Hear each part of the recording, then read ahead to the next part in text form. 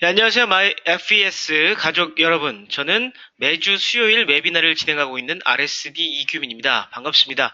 네, 오늘은 제가 대빈문 부사장님을 대신해서 특별하게 또 진행을 해드리는 그런 순서가 되도록 하겠습니다. 자, 오늘 웨비나에서는 새로운 크레딧 관련 뉴스, 그리고 고객 및 에이전트 가입 시에 반드시 완료해야 하는 이런 과정, 그리고 디클라인된 고객을 다시 살리는 방법, 고객을 에이전트로 전환하는 그런 방법에 대해서 한번 알아보도록 하겠습니다. 혹시 우리 사장님들 앞에 컴퓨터가 있으시면은 한번 따라 해서 이렇게 하시면은 굉장히 도움이 많이 될 것 같습니다. 자, 그럼 먼저 업데이트된 그런 뉴스들을 한번 보도록 하겠습니다. 굉장히 재밌는 뉴스들이 나왔는데요. 제목 자체가 이제 차용증 없이 돈을 빌려주지 마라라는 그런 제목이네요. 한번 보도록 하겠습니다. 네, 버지니아에 살고 있는 A씨는 지난 2015년, 15년이나 가까이 알고 지내던 B씨에게 3만 불을 빌려줬습니다. B씨는 가발 사업을 크게 해서 부자로 소문난 사람으로 빚을 떼일 것이라고는 생각하지 못했습니다. 연 20%의 이자 약속을 믿고 아이의 대학 학자금용으로 마련해 놓은 돈을 선뜻 빌려줬는데요. 이 서너 달 동안 이자를 받는 둥 마는 둥 하다가 무소식이었다고 합니다. B씨는 처음에는 사정을 얘기하면서 차일피일 시간을 미루다가 시간이 지나자 아예 안면을 바꿔버렸습니다. 자, A씨는 아이 학비 때문에 발을 동동거리는 자신의 처지에 비해서 B씨는 멀쩡히 고급차를 타고 단다는 사실에 분노해서 이 차량을 가져오고 말았던 거죠. 그러나 B씨는 경찰에 신고를 했고요. 오히려 A씨가 돈을 빌려준 A씨가 차량 절도 혐의로 입건이 됐습니다. 빚 대신 내가 빌려준 빚 대신에 차를 가져온 것이라고 이 사람이 이제 주장을 했지만 경찰은 듣지도 않았습니다. 왜냐하면 이는 버지니아 주의 구두로 된 부채, 그러니까 말로써 이제 합의된 그런 부채의 공소시효가 3년이고요. 이 3년이 지나 있기 때문에 법적으로 부채 상환을 청구할 수가 없었다는 거죠. 그래서 A씨 돈 대신에 차를 가져온 A씨가 되레 법의 심판을 받을 수밖에 없게 되었다고 합니다. 네, 여러분 이제 구두로 또 서로 그 법적 효력이 있는 그런 이제 채무를 할 수가 있는 그런 법적 효력이 있는데 3년이 지나면 또 그것이 또 공소시효가 만료가 된다고 합니다. 그 점에 대해서도 한번 여러분께서 아시면 좋을 그런 정보라 생각이 들었습니다. 자, 제도권 금융 내에서 자금 조달이 쉽지 않은 한인 이민 커뮤니티에서 서로 알고 지내는 한인들 간에 돈을 빌리고 갚는 일이 이제 흔한 편이죠. 근데 이로 인한 분쟁도 끊이지 않고 있습니다. 특히 지난 2008년 경제 위기 이후 한인 사회의 경기가 그전 같지 못하고 그에 따라 자영업자들의 사채 조달이 늘어났는데 경기마저 완전히 회복되지 못하게 되니까 연체 사태도 따라서 불어나게 된 거죠. 부채 공소시효를 염두에 두고 3년만 버티면 된다는 의식이 또 채무자 사이에서도 퍼지게 된 거예요. 그러니까 소문이 났겠죠. 3년만 기다리면 이것도 뭐 안 갚아도 사실 뭐 되겠다. 뭐 이렇게 나쁜 마음을 먹는 사람들도 있겠죠. 자, 또 다른 한인 DC, 다른 사례입니다. 대학 동창, 그리고 동양 사람, 같은 고향 사람, 교회 지인, 자신의 피고용인, 부인의 친구 등 모두 9명으로부터 무려 24만 불을 빌렸으나 아직도 한 푼도 갚지 않았습니다.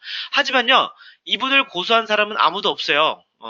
또 그리고 그분은 아무 일 없다는 듯이 여전히 잘 지내고 있습니다. 자, 정확한 통계가 존재하진 않지만 이 같은 유형의 한인 간 채무 관계에 있어 이 디폴트, 채무를 상환하지 못하는 것을 디폴트라 그러는데 이 디폴트 비율은 상상을 초월할 정도로 높을 것으로 짐작이 되고 있습니다. 자, 그렇다면 왜 이러한 일이 발생하는 것일까요? 자, 미국은 제도권 금융이 발달했기 때문에 사적인 채권자 보호 규정이 너무나도 허술합니다. 사, 죄송합니다. 사적인 채권 채무 관계를 제도권 안으로 흡수해서 통제를 강화하는 방향으로 금융법이 발달했기 때문입니다. 자, 특히나 개인 간 금전거래 시 제대로 된 계약서나 차용 증서를 쓰지 않고 심지어 그냥 말로써 구두 계약만 한 후에 돈을 주고 받는 데 따른 문제도 크다고 합니다. 채권액이 수천 불에서 수만 불 등 비교적 소액이라는 점과 빚을 받으려면 변호사를 선임해 소송을 해야 한다는 점에서 배보다 배꼽이 더 큰 경우가 대부분이라서 빚쟁이가 오히려 더 큰 소리를 치는 형국이 많다라는 얘기죠. 자, 공소시효가 각 주마다, 그러니까 구두로 했을 때 이런 부채의 공소시효가 각각 다른데요. 우리가 살고 있는 버지니아는 3년, 메릴랜드도 3년이라는 얘기죠. 그쵸? 이게 굉장히 차용증을, 그러니까, 을 썼을 때는 5년, 버지니아는 5년, 메릴랜드는 3년이래요. 네, 워싱턴 DC는 6년, 뉴저지 6년, 뉴욕도 6년이라고 합니다. 이 부분에 있어서 여러분들께서 알고 계시면 좋은 정보가 될 거라고 생각이 됩니다. 자, 한인간 빚받기 걸림돌이 되는 첫 번째 이유는 공소시효입니다. 각 주정부는 금융거래 안정성을 위해서 각종 부채 종류에 따라 공소시효를 두고 있는데요.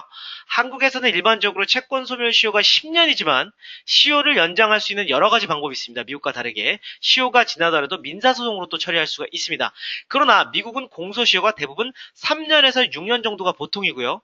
각종 부채 채권은 계약 형태에 따라 달라지는데 메릴랜드주의 경우 구두로 계약하든 서면으로 계약하든 상관없이 3년이면 종료된다는 점, 이건 굉장히 놀라운 사실입니다. 자, 버지니아의 경우에는 말로 했을 때 구두로 했을 때는 3년, 서면으로 차용증을 받았을 때는 5년, 뉴저지와 뉴욕은 모두 동일하게 6년. 제가 앞서 말씀드렸죠. 차용증의 경우 네 가지 주가 모두 6년으로 동일하겠지만 제대로 효력을 발휘하려면 이 공증등을 받아야 한다는 거죠. 공소시효의 기산일은 보통 분납 혹은 이자 지급 마지막 날부터 시작이 됩니다. 자, 시효가 지나면요, 아예 소송을 통해서 법적 판결도 받을 수가 없네요. 구두로 계약하고 현금으로 원금과 이자가 오갈 경우에는 이를 증명할 방법도 없는 겁니다. 수천 불에서 수만 불에 이르는 한인 간의 금전거래의 상당수가 아무런 증거 없이 돈만 오가는 구조를 취하고 있죠. 우리는 서로 또 틀리잖아요. 그러니까 좀 다르잖아요. 우리는 믿는 사람이고 뭐 이렇게 빌려주잖아요. 그냥 뭐 쓰기 차용증 같은 거 거의 안 쓰잖아요. 그렇죠? 믿고 그냥 쓰는 경우가 대부분이고 빌려주는 경우가 대부분인데 그렇다는 거죠. 또 특히 자영업자분들의 경우에는 이 세금 등의 문제로 근거를 안 남기려고 현금 거래를 많이 하시잖아요. 그렇죠? 그것이 성행을 하는데 제도권 금융에서는 이런 근거가 확실하고 추심 가능성이 희박할 경우에는 이것을 곧바로 추심업체, 그러니까 컬렉션이죠. 컬렉션으로 채권을 넘겨서 집요한 빚독촉이 이루어지고 소송으로 가는 것이 정상적인 그런 어떤 프로세스지만 한인간에는 이러한 경우가 많지 않다라는 사실입니다. 공소시효가 지난 부채 채권이라고 하더라도 빚이 없어지는 것은 아닙니다. 빚은 남아있지만 법원에서 다툴 수 없다는 것뿐인데요. 빚을 떼인 채권자 입장에서 마지막으로 크레딧 리포트에 부채 연체 기록을 남겨서 7년 동안 이제 경제적으로 이제 어떤 보복을 할 수 있겠지만 개인 간 채권 거래에서는 이것도 사실상 불가능에 가까운 일입니다. 자, 뉴욕주의 이 씨는 2만 불의 채권을 500불에 사겠다는 추심업체와 접촉했다가 절차가 너무나도 복잡하다는 사실을 알고는 포기하고 말았습니다. 자, 주택몰기지융자 같은 담보채권은 몰기지 페이먼트를 연체하면 즉각 압류 처분을 낼 수 있지만 차용증과 계약서 등의 담보 조건을 건다 할지라도 이를 공증하고 법적인 제약을 피해가는 것은 힘듭니다.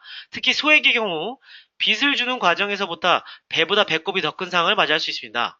자동차 담보의 경우 법원 등기소 등을 들락거리면서 보름 이상의 시간을 또 지체할 수도 있다는 얘기죠. 소액인데다가 아는 사이에 계약서나 차용증이면 뭐 다들 이제 뭐 됐다고 생각하잖아요. 그렇죠? 거기다 뭐 담보까지 또 걸어야 되냐, 뭐 믿고 맡긴 뭐 빌려주는 건데 이런 그런 시선도 부담이 되는 현실이죠. 자, 두 번째, 빚을 받는 이 걸림돌이 되는 두 번째 이유는 조금씩 갚는 것보다요, 안 갚는 것이 이익이라고 생각하는 그런 어떤 현실 때문에 그런 건데, 자, 전두환, 노태우 전 대통령의 재산을 추징하는 과정에서 검찰은 시시하게 주기적으로 그림 한두 점씩을 압류하곤 했습니다. 압류 시점에서 공소시효가 다시 시작하기 때문에 기간을 늘리려고 그렇게 한 거죠.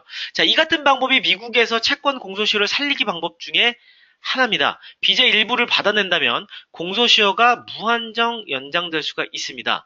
빚을 갚겠다는 각서 또한 공소시효를 연장하는 방법입니다. 채권 추심업체들도 이 같은 방법을 사용해서 공소시효를 무력화하는데 우리와 굉장히 관련이 있네요. 그렇죠?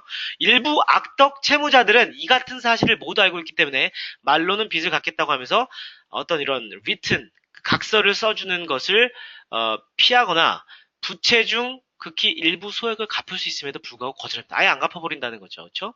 이렇게 따지면 빚의 일부라도 갚거나 갚겠다고 약속을 하면 발목을 잡히기 때문에 아예 갚지 않은 전략도 나올 수가 있다는 겁니다. 자, 세 번째 걸림돌은요, 소송 비용과 소송 판결인데요.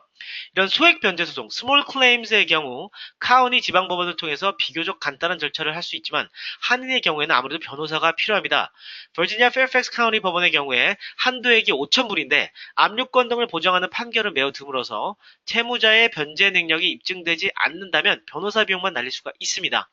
수만 불대의 채무 변제를 다투는 소송이라면 소송 기간이 보통 1년에서 2년을 넘어갈 수 있는데 변호사 비용이 몇천 불대에서 몇만 불대로 넘어갈 수가 있습니다.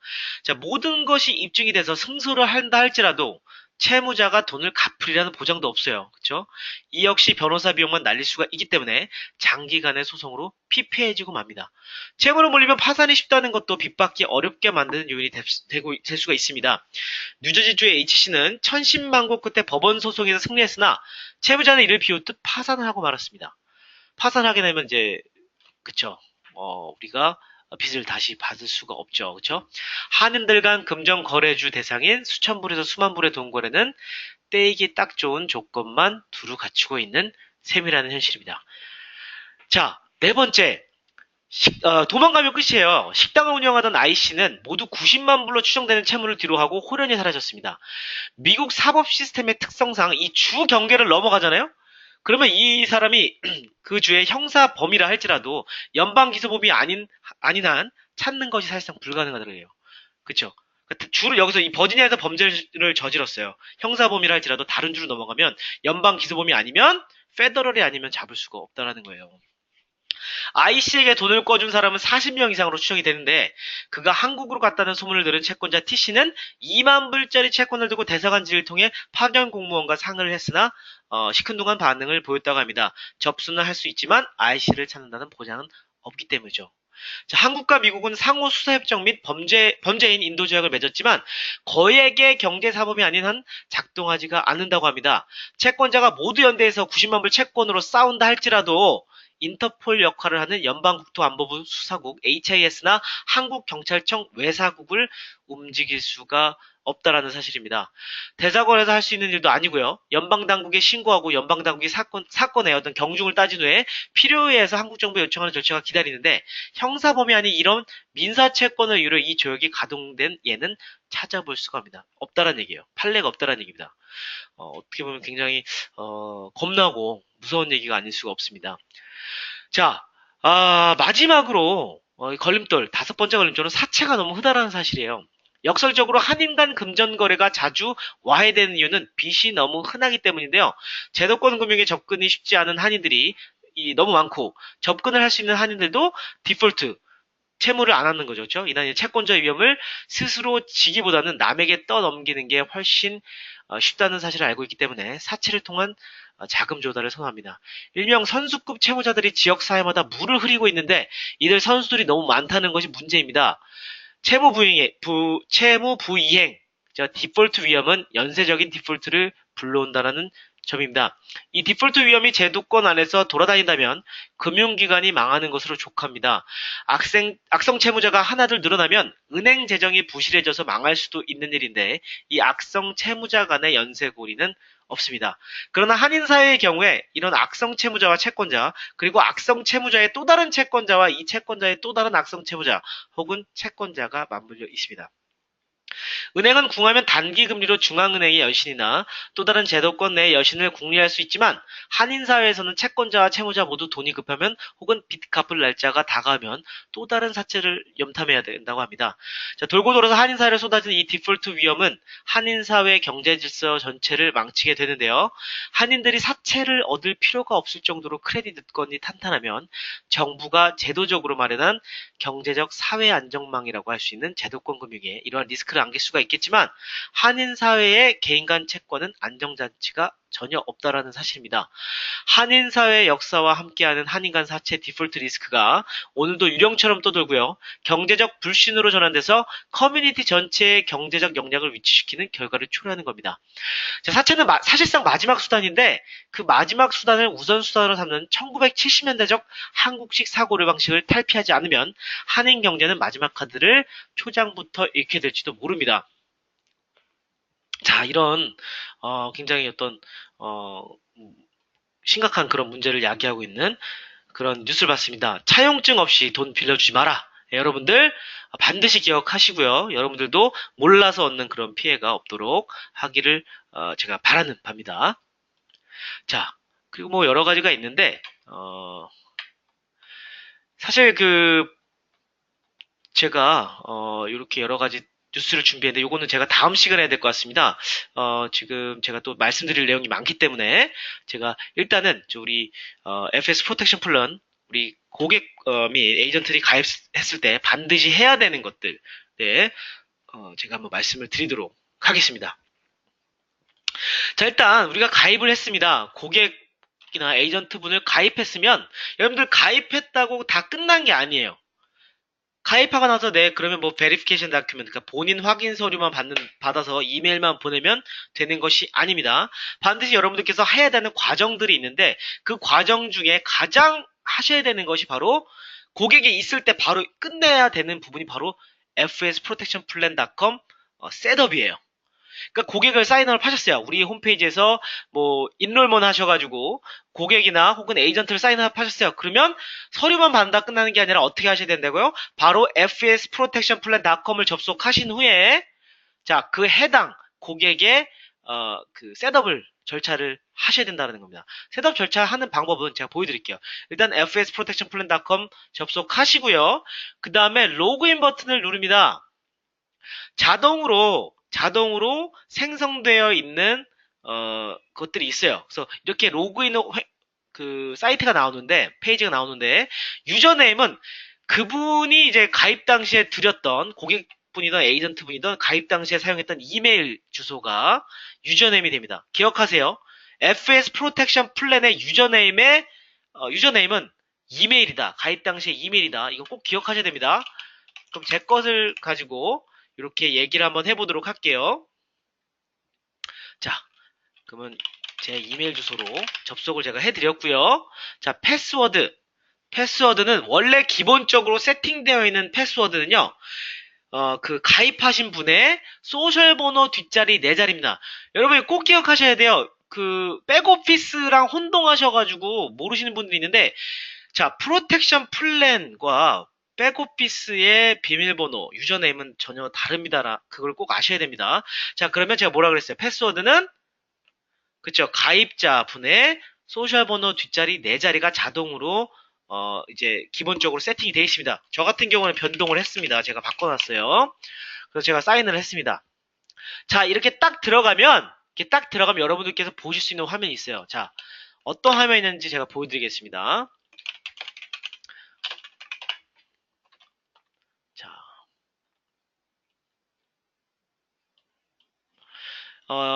여러분들 그 유튜브 가셔가지고 FS 데이빗 문 검색하시게 되면은 여러 화면이 나오는데 그 중에서 FS 프로텍션 플랜 셋업 비디오 코리안 버전을 이용하시게 되면은 여기에 자세하게 동영상들이 나오기 때문에 여러분들께서 이것을 참조하셔가지고 하시면 되겠습니다. 자, 이렇게 보시면 제가 보시면서 말씀드릴게요.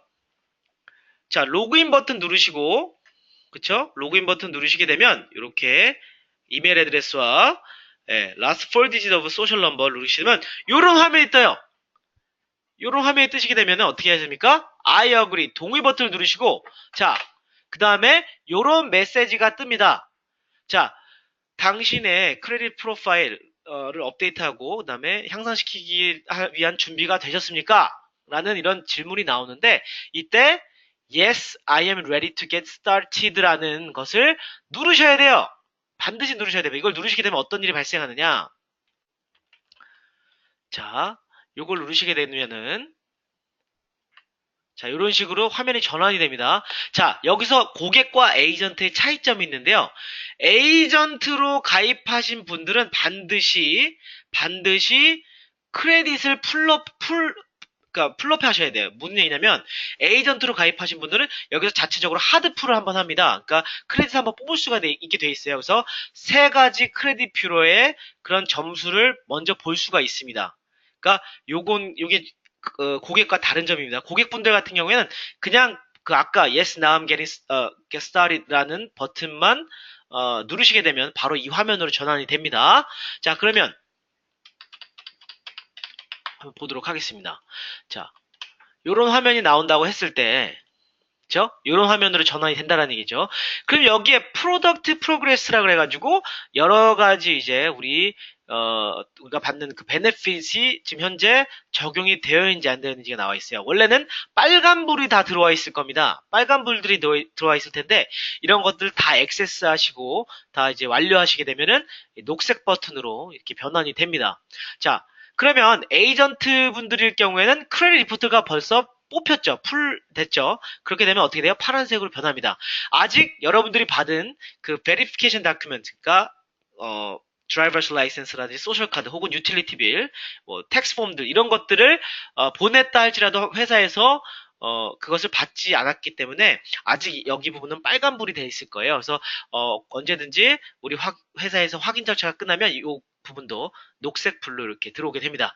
자, 여기서 중요합니다. 여러분들께서 반드시 하셔야 되는 거예요. 에이전트건 혹은 고객분들이건 여러분들께서 반드시 하셔야 되는 게 바로 제가 지금 이제부터 말씀드리는 거예요. 자, 첫 번째, 라이플락 액티베이티드라고 되어 있습니다. 라이플락이 뭐죠? 우리의 신용을 보호하기 위한 그 아이덴티티 테프트 프로텍션이었죠. 우리 신분도용 방지 서비스를 이제 설정을 해주셔야 돼요. 자, 처음에 라이플락 액티베이티드라고 나 있는데 여기가 빨간 버튼이 뜨실 거예요. 그럼 여기에 버튼을 클릭하시면 어떤 식으로 변하게 되면 바로 이런 화면으로 전환이 됩니다. 라이플락 기억하세요. 신분도용 방지입니다. 그럼 지금 저 같은 경우는 이미 했기 때문에 여기 그냥 로그인 버튼으로 나오지만 로그인이 아니고 액티베이트 my service 이런 식으로 나와요. 그럼 액티베이트 시키셔서 그냥 클릭만 하시면 액티베이트 되시는 거예요. 반드시 액티베이트를 하셔야 돼요. 왜냐?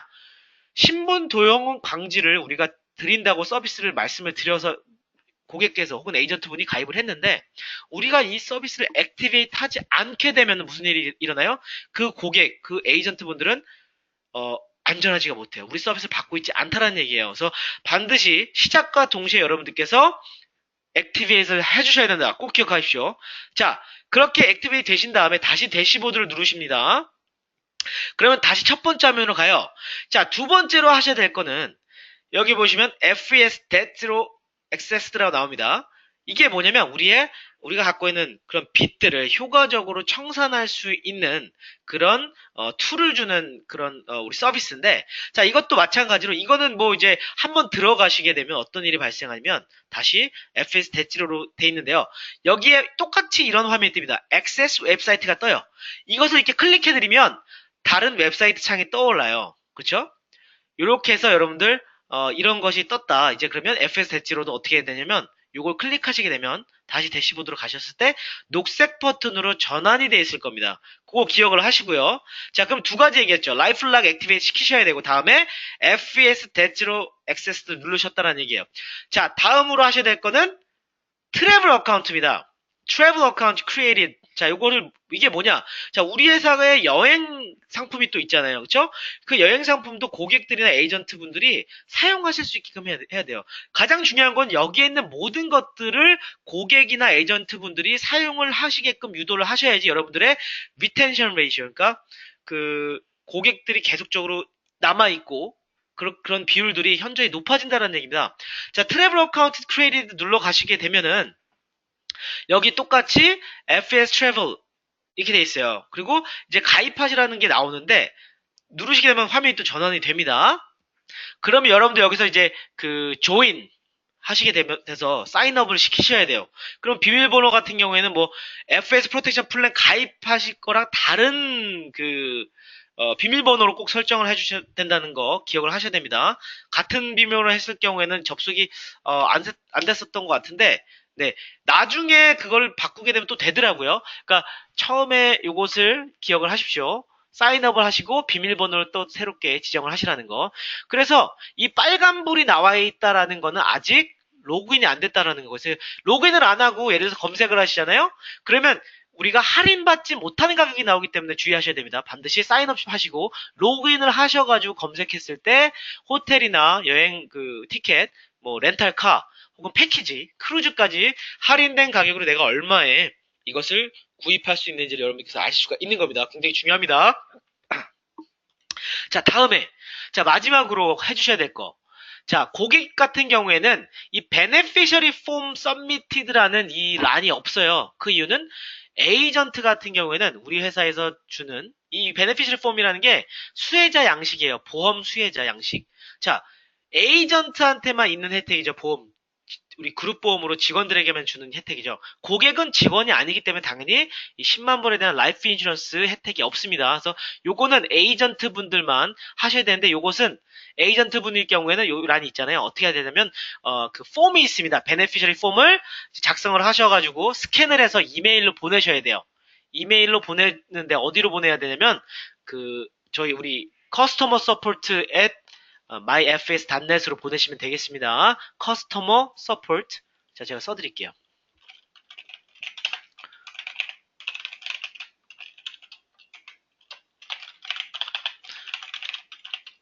이게 더 나을 거예요. 예, 자, Customer Supports at united-credit.org. 자, 이쪽으로 베네피셔리 폼은 보내는 거다. 보험 수혜자 양식은 여기로 보내시는 거예요. Customer Supports at united-credit.org. 이렇게 보내시면 돼요. 제가 뭐 한 가지 예를 보여드릴게요. 제가 보냈던 그런 것들. 아이고, 이렇게 잠시만요. 네, 한번 이메일로 한번 들어가가지고 이게 왜 이렇게 됐죠? 자, 보여드리도록 하겠습니다. 자, 보내시게 되면 제가 오늘도 하나 보냈어요. 어떤 사장님께서 에이전트 가입하셔가지고 자, 보시게 되면 이런 식으로 보내는 beneficiary form for 우리 사장님 성함 이렇게 시킴 이렇게 쓰셨네요. 그렇죠? 보시면 제가 customer support 죄송합니다. S가 안 붙네요. S가 없습니다. customer support at united-credit.org. 네, 자, 그래서 여기 보내시게 되면 이러한 양식으로 이렇게 돼 있습니다. 그래서 이거를 보내시면 되겠습니다. 이렇게 사인하셔가지고 보내시게 됩니다. 자, 그러면 연락이 와요. 잘 받았고, 그 다음에 이 커스터머 서포트 팀에서 프로세싱을 하겠다. 그 다음에 만약에 어떤 이 다큐멘트에 문제가 있어서 프로세스를 못할 경우가 생기면 내가 너에게 컨택을 하겠다라고 이제 회사에서 이제 연락이 옵니다. 자, 이렇게 하시는 겁니다. 기억하시고 이건 에이전트만 해당되는 얘기예요. 자, 다음에 그럼 고객은 이게 없다 그랬어요. 그럼 마지막으로 고객이랑 에이전트 분들이 해야 되는 게 뭐냐면 바로 여기 보시면 세 번째 스마트 크레딧 액세스라는 게 나와 있어요. 자, 스마트 크레딧이 뭐예요? 우리의 크레딧 상황을 모니터링하기 위해서 필요한 그렇죠? 그런 서비스죠. 그럼 여기 보면 스마트 크레딧 아니면 여기 그냥 누르시면은 스마트 크레딧 해당 홈페이지 나옵니다. 자, 여기 나와 있는 거는 샘플이에요. 고객분들 가끔 이제 이렇게 옆으로 보시다가 이거 내 점수예요 이렇게 그러는데 아니에요. 이건 그냥 샘플로 나오는 겁니다. 그래서 이 점수가 본인의 점수가 아니라는 거 기억하시고요. 자, 그럼 여기 나와 있죠. Smart Credit, Use Member Secure Login. 자, 멤버가 로그인하는 거. 혹은 Not a Member, Sign Up Now가 있어요. 그럼 뭘 눌러야 돼요? 그쵸? 멤버가 아니세요? 사인업을 일단 해드려야겠죠. 이것은 사인업을 또 해드려야 되는데 자, 이거 사인업을 왜 그래서 이걸 여기서 하셔야 되면 고객이 있을 때 해야 되는 이유가 뭐냐면 크레딧을 뽑을 때 이제 그 본인 확인 질문이 있어요. 그리고 이제 여기서 해버리면은 나중에 또 두 번, 세 번 오실 필요가 없는 거예요. 이 프로텍션 플랜을 한 번에 셋업을 다 해드려야, 그쵸? 그러면, 스마일 크레딧 마찬가지로 사인업 나우 누르셔가지고, 여기 나와 있는 그대로 그냥 작성만 하시면 돼요. 자, 작성하는 거 제가 여기 보시면 만들어 놓은 게 있기 때문에 보여드리도록 하겠습니다. 아이고. 자, 여기 보시면, 이것은, 네. 자, 보면 성함을 그쵸 이메일 패스워드 누르시게 되는데 여기 보시면 스폰서 코드라고 있어요. 스폰서 코드는 작성하시는 것이 아닙니다. 기억하세요. 패스워드까지만 하시는 겁니다. 스폰서 코드는 작성하는 것이 아니다. 그쵸? 그 다음에 다음 장으로 나가면 verify identity라고 나옵니다. 그래서 이 뭐 그분에 대한 소셜 시큐리티 번호 4자리, 생년월일, 그 다음에 주소, 집코드, 그 다음에 폰 넘버를 적고 넘어가게 됩니다. 자, 넘어가게 되시면 이제 어떤 일이 생기냐면 그 본인 확인 질문란이 떠요. 본인 확인 질문이 한 3개에서 4개 정도가 뜨는데 그걸 이용해서 이제 본인 확인 질문을 하시고요. 그 다음에 완료가 다 되시면 크레딧 카드를 입력하라고 나와요. 물론 공짜입니다. 공짜 무료입니다. 무료이지만 그 FS 프로텍션 플랜 내시는 그 페이먼트 안에 다 포함되어 있는 가격이지만 일불이 리펀더블로 차지가 되세요. 하지만 이분이 나중에 우리 고객이 그만두셨을 때 일불이 다시 돌아옵니다. 그거를 꼭 말씀을 해주셔야 돼요. 따로 돈이 차지되는 것이 아니라 본인 확인을 위해서 카드를 넣고 일불이 리펀더블로 한번 빠졌다가 나중에 해지되셨을 때 들어옵니다. 라고 말씀하시면 되겠습니다. 기억하세요.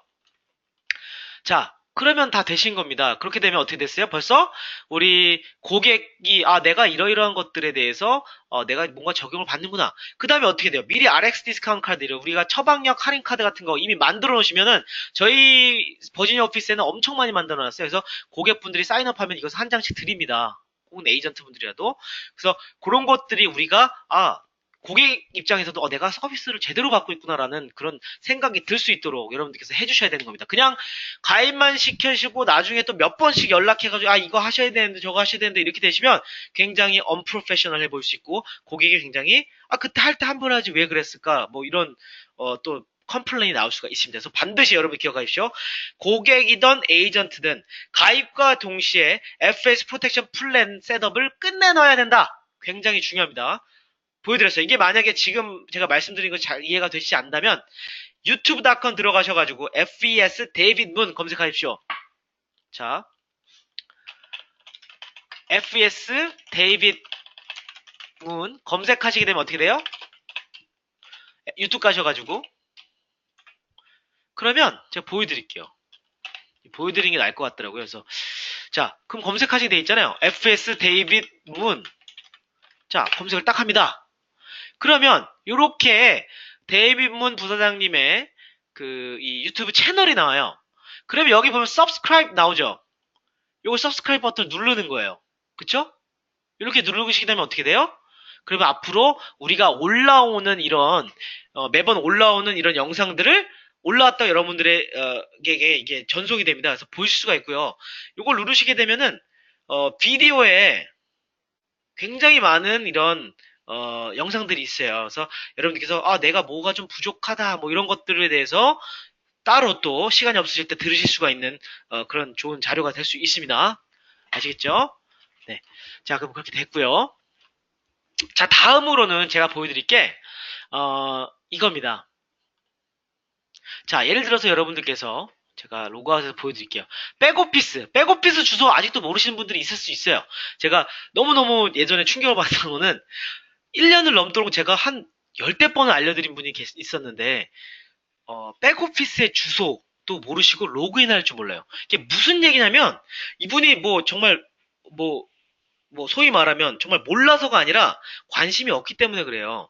사업자로 등록을 하셔가지고 1년이 넘는 기간 동안 단 한 번도 본인이 직접 로그인을 해보지 않았다라는 것은 관심이 없다는 얘기예요. 그분이 그러면 앞으로 사업을 잘 하실 수 있을까요? 아니요. 저는 그렇게 생각하지 않아요. 절대 할 수가 없어요. 그쵸?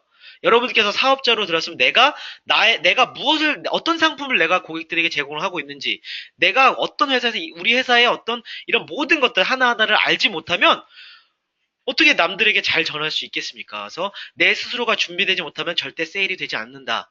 그럼 어떻게 돼요? 여러분들 지금 웨비나 이렇게 들으시는 여러분들처럼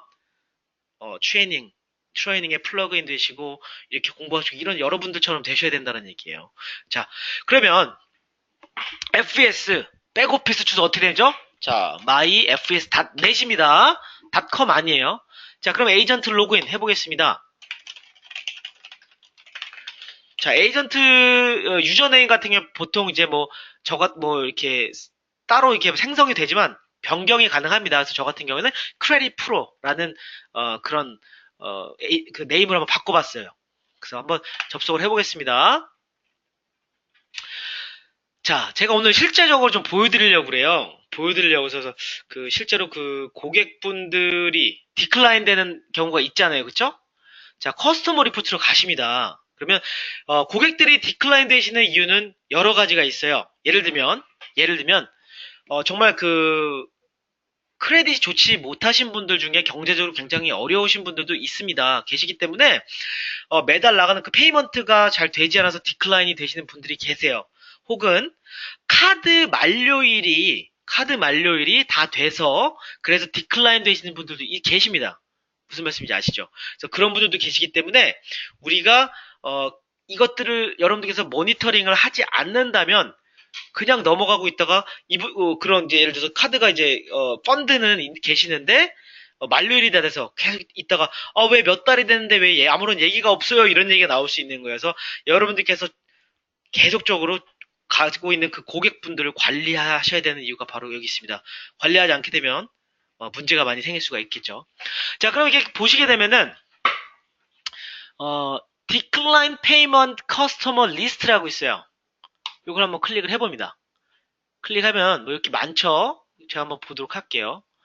저 같은 경우에는 홀 오르가니제이션을 누르게 되면은 30일로 해서 몇 분이 계십니다.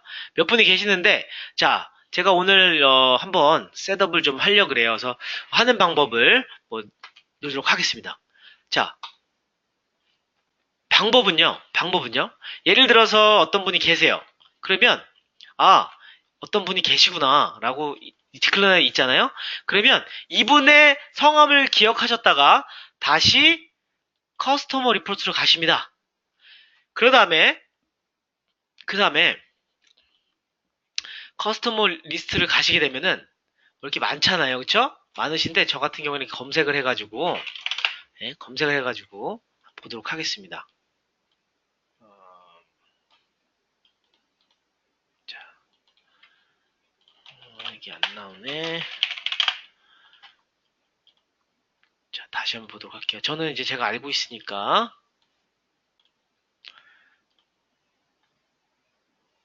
자, 한번 보도록 하겠습니다. 자, 이메일 주소를 이제, 커스터머 저 같은 경우는 이제 캡을 위해서 그걸 넘겼기 때문에, 이메일 주소를 이렇게 알아두는 거예요. 그 다음에, FS 프로텍션으로 가셔서 그 분의 해당 이메일로 접속을 합니다.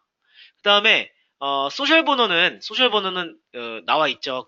여러분께서 뒷자리, 네 자리를 누르시는 거예요. 그리고 누르시게 되면 어떤 일이 발생하냐면, 제가 지금 이거 개인정보 때문에 보여드리지는 못하지만, 누르시게 되면 어떤 화면이 나오게 되면, 그런 화면이 뜹니다. 바로 카드를 입력하라는 화면이 뜨게 돼요. 그렇게 되면 여러분들께서 카드 번호, 그러니까 그 고객께 연락드려가지고, 새로 받은, 디클라인 되셨는데, 혹시 어떤 이유가 때문에 그러는지 이제 여쭤본 후에, 그 카드 번호를 다시 받으셔가지고, 빌링 주소랑, 만료일, 카드 번호, 이런 것들을 입력하셔가지고, 확인 버튼만 누르면 다시 액티브가 되는 겁니다. 그래서 저 같은 경우에도 오늘 한 3분 정도의 지금 디클라인 되신 분들 연락해가지고 다시 카드를 번호를 받았는데 제가 웨비나로 공개를 하지 못하는 점은 그분들의 또 개인 정보가 노출될 수 있기 때문에 제가 직접 보여드리지 못하는 점, 말로써 설명을 드리는 점 이해해 주시고요. 일단은 그렇게 제가 이제 말씀을 드렸습니다. 자, 그래서요. 이제 중요한 거는 디클라인 되신 고객분들이 여러분들 아마 덜어 있으실 겁니다. 에이전트도 그렇고요. 현재 액티브가 아니고 인액티브로 되신 에이전트 분들도 있으실 겁니다. 자, 그럼 여러분들 앞으로 새로운 고객이나 에이전트 분들을 찾는 것도 여러분들에게 굉장히 도움이 많이 되시겠지만 여러분들과 그 전에 일을 하셨던 에이전트 분들 혹은 지금 현재 디클라인이 되고 있는 고객분들이 누가 있는지를 여러분들께서 확인하셔가지고 그분들께 다시 연락을 하셔서 이런저런 어떤 예전에 어떤 드라마가 있었겠죠? 고객이 예를 들어서 크레딧 교정이 완료가 돼가지고 이제 그만하겠다 그래서 그냥 페이를 안 하신 분들 계실 거니까 자, 연락을 하죠. 지금 크레딧 상황이 어떠신지 제가 한번 또 봐드려도 될까요? 이제 어떻게 지내셨어요? 이런 식으로 하셔가지고, 하시게 되면 또 다른 스토리가 생길 수가 있다라는 겁니다. 예전에 하셨던 분들도 다시 하실 수 있는 분들이 있어요. 왜냐? 거의 10분 중에 9분 이렇게 계세요. 크레딧 복원으로만 우리가 어프로치를 하니까 크레딧 복원이 완료가 되면 어떻게 돼요? 당연히 그냥 그만두시죠. 하지만 우리 회사가 갖고 있는 이런 베네핏들을 가지고 전체 조목조목 설명을 드리고 이런 것들이 있어서 결국 사용하게 되면은 돈을 세이브하는 거다라는 식을 인지를 시켜주시면은 그러면 그분들이 이게 마치 재정보험과 같은 거로구나라고 생각하시고 다시 하시는 분들이 계십니다. 그런 분들은요, 안 나가세요. 왜? 내가 내 스스로를 보호하기 위한 도구로 사용하게 되는 거죠. 우리 FS 프로텍션 플랜 자체를. 그런 분들은 정말 튼튼한 여러분들의 고객층이 될 수가 있는 거죠. 그래서 앞으로 우리 사업을 이제 시작하시는 우리 에이전트 분들, 우리 사장님들께서는 그런 방법으로 이제 크레딧 복원이다라는 그 초점에만 너무 맞추지 마시고 FS 프로텍션 플랜에 있는 모든 이런 프로덕트를 고객이 직접 사용하게끔 함으로써 이게 돈을 정말 세이브하고 나의 신용과 재정과 가정 그리고 신분까지도 보호할 수 있는 그런 아주 좋은 프로그램이다라는 거를 꼭 기억하게 해주시기 바라겠습니다. 그래서 그런 점 굉장히 중요하다라고 제가 오늘 말씀드리고 싶은 게 바로 그거였습니다. 자, 오늘 또 늦은 시간까지 여러분들 굉장히 고생 많으셨고요. 오늘 또 이제 이렇게 FS 프로텍션 플랜 우리 고객이나 에이전트 분들 가입하셨을 때 반드시 해야 되는 과정 그리고 새롭게 업데이트된 뉴스 중에서 이제 어떤 그런 차용증 없이 돈을 빌려주는 행위, 그런 행위에 대해서 굉장히 위험할 수가 있다. 이런 것들에 대해서 좀 말씀을 드렸습니다. 그래서 벌써 이제 두 번째 주가 시작이 됐습니다. 우리 445 캘린더 중 445 캘린더 아시죠? 4주, 4주, 5주, 4주, 4주, 5주 이렇게 되어 있는데 자, 볼까요? 말 나온 김에 한번 보도록 하겠습니다. 보시게 되면은